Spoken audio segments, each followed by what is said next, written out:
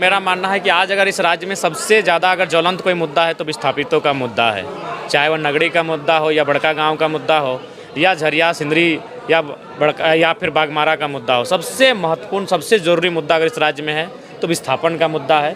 विस्थापन का मुद्दा आज इस राज्य में ऐसा है जैसे ब्रिटिश इंडिया के टाइम पे शोषण होता था, लाठी के जोर पे ज़मीन लेना।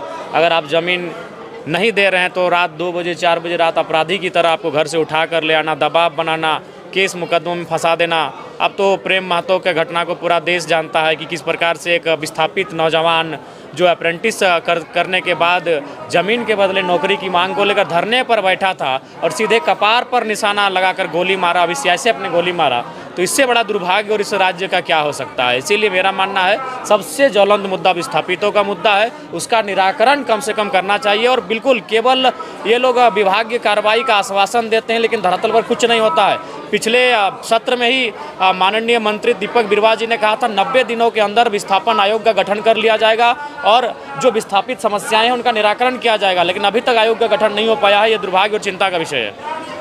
ये सारे विधायक और सांसद कह रहे हैं कि हमारे क्षेत्र आइए, हमारे क्षेत्र, क्या आप भी मांग करते हैं? बिल्कुल, अगर रांची से अगर वो अन्य जगह पर शिफ्ट करने का विचार करेंगे तो निसंदेह हमारा भी जो डुमरी का इलाका है जिसमें एक उत्तराखंड का क्षेत्र आता है जो बहुत बड़ा इलाका है, जहाँ मतलब आबादी बहुत कम है, तो हमें वो डुमरी से लगभग 26-27 किलोमीटर दूरी पर है और एक बहुत बड़ा स्पेस है। जरूर अगर ऐसा होता है तो मैं भी मांग करूंगा। स्वास्थ्य की चिंता हर एक विधायक को है। मैं रात की घटना बता रहा हूँ, रात को लगभग 2:26 में मुझे कॉल आया, तो लगभग 1 घंटा तक हम परेशान रहे उसको बेड दिलाने को लेकर, लेकिन रात को किसी भी पदाधिकारी का किसी भी डॉक्टर का ठीक से फ़ोन नहीं लगा। ज़्यादातर स्विच ऑफ, ज़्यादातर आउट ऑफ एरिया से बाहर, यहाँ तक कि मैंने माननीय मंत्री जी को भी लगाया लेकिन उनकी भी व्यस्तता रही होगी, मोबाइल स्विच ऑफ बताया। उसके लिए हम उनको मैंने आरोप नहीं लगा रहे हैं चूँकि वो भी एक इंसान है। तो ये तो सच्चाई है कि स्वास्थ्य की विषयों को लेकर हर एक विधायक कहीं ना कहीं चिंतनशील है। झारखंड में स्वास्थ्य सेवा जो है बदतर है, इसलिए क्या विधायक मंत्री बाहर इलाज करने के लिए जाते हैं? बिल्कुल बिल्कुल, झारखंड की स्वास्थ्य की जो व्यवस्था है वो ठीक ठाक नहीं है।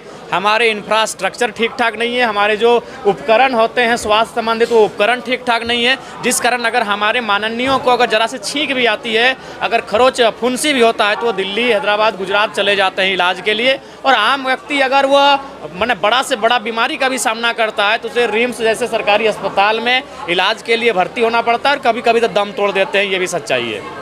पटना का परिषद टीचर विपिन सर आया था आपके पास? जी आए थे, कल रात को ही आए थे। उनसे राजनीतिक विषय पे बातचीत हुई। उन्होंने हमसे कहा भी कि अगर समय और फुर्सत मिले तो वो विधानसभा का चुनाव लड़ने समर्थन के लिए उनका बुलाया था उन्होंने।